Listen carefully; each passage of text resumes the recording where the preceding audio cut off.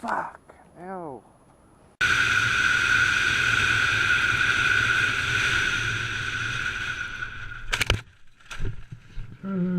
Right.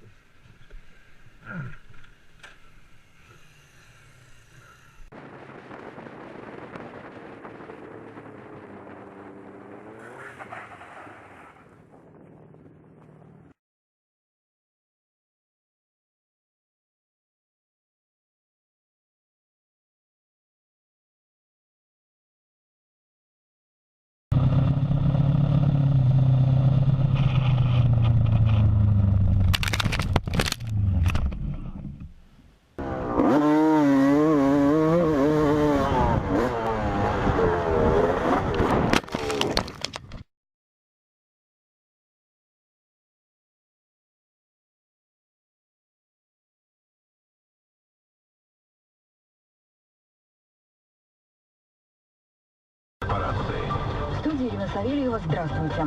Ценные бумаги. Пенсионные фонды выкупили 15-летние облигации РЖД на 20 миллиардов рублей.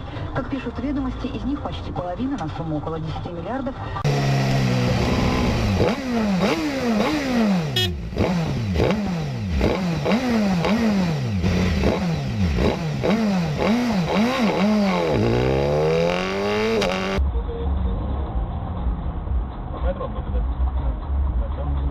Ух ты!